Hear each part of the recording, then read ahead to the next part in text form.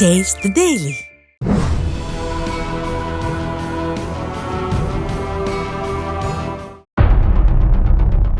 திடீரென்று ஊடகங்கள் முன்னால் நின்று கொண்டு வாய்க்கு வந்ததை பேசி பலரையும் வசைபாடி ஏகபோகத்திற்கு இளக்காரமாய் அவமானப்படுத்துவது திமுகவின் ஆர்.எஸ். பாரதிக்கு கைவந்த கலை.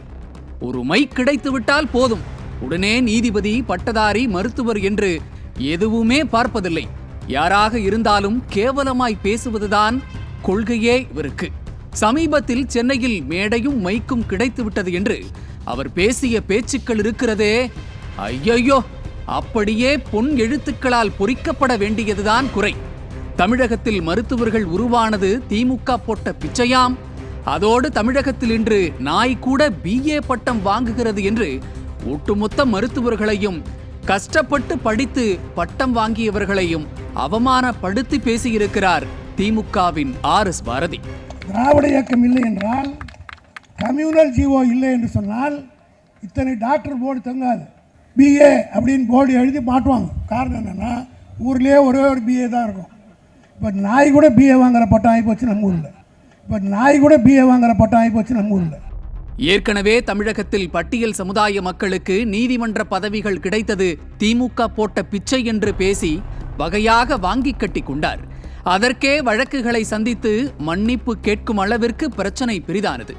ஆனாலும் அதையெல்லாம் நினைத்து பார்க்காமல் தற்போது மீண்டும் சர்ச்சையை கிளப்பியிருக்கிறார் ஆர்.எஸ். பாரதி.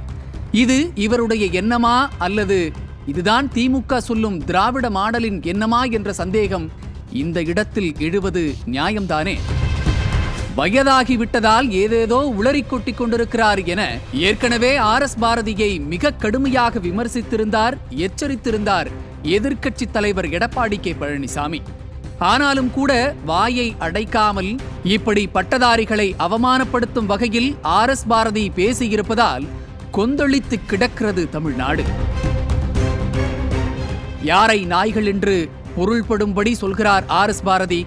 திமுகவால் தான் தமிழ்நாட்டில் எல்லோரும் டிகிரி முடித்திருக்கிறார்கள் என்று பேசுவது நியாயமா?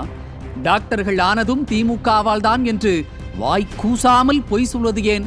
தமிழ்நாட்டு மக்கள் என்றால் என்ன அவ்வளவு இளக்காரமாக இருக்கிறதா திமுகவின் ஆர்.எஸ். பாரதிக்கு? நீதிபதிகள் முதல் பட்டதாரிகள் வரை அவமானப்படுத்துவதுதான் திமுக மாடலா? நியூஸ் ஜே செய்திகளுக்காக இணை ஆசிரியர் மனோஜ்குமார் கோபாலன்.